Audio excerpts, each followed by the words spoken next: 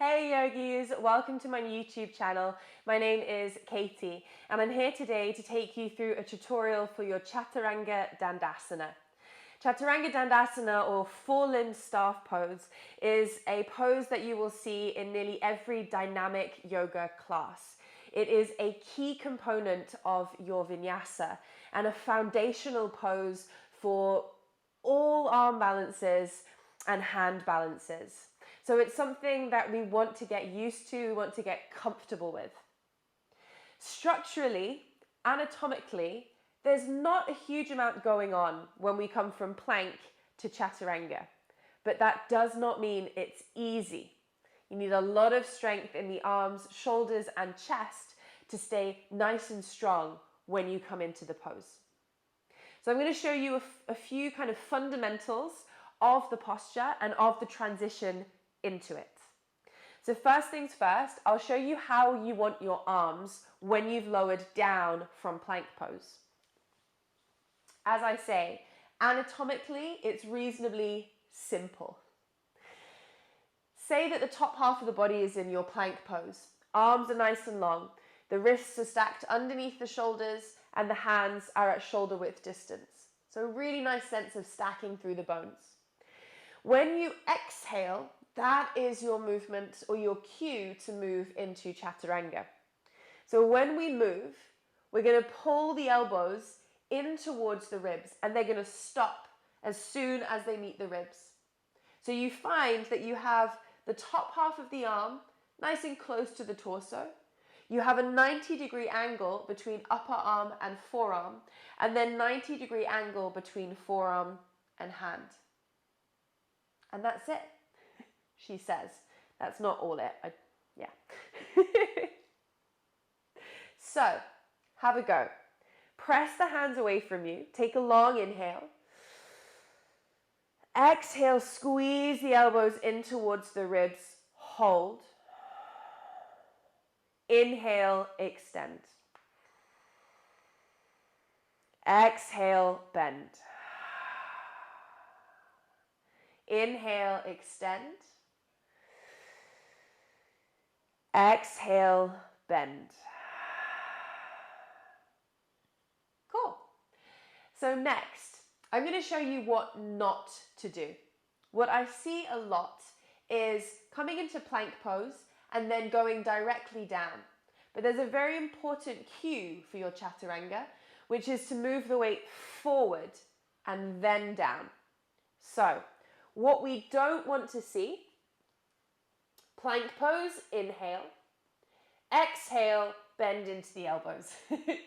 You see, there's almost no kind of structural alignment in the arms, and it's a really, really difficult pose to hold.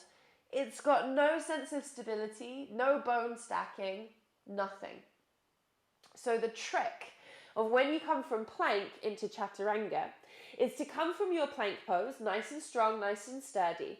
And then before you even think about the arms, send the weight or the thought, the focus into the toes. And you're going to press the ground away, move the rest of the body forward by pressing into the toes. So it's this sense of rocking forward before we do anything. So, plank pose, inhale. Exhale, move the weight forward and then down. Elbows meet ribs. We're there. We're in it. Inhale, extend the arms. Flip the feet. Shine the heart forward, upward facing dog. Exhale, pull the belly in. Send the hips high, downward facing dog. And that's it. Like I say, simple, but definitely not easy. There's a couple of things that I can give you to help you know when your body is in the right place. Blocks are the best things for your yoga practice. So if you're starting your journey into your practice, grab some blocks. They will make the practice more stable. They will give you more support, and you'll start to feel a little bit more comfortable in the poses far quicker. So first things first, let's focus on the shoulders.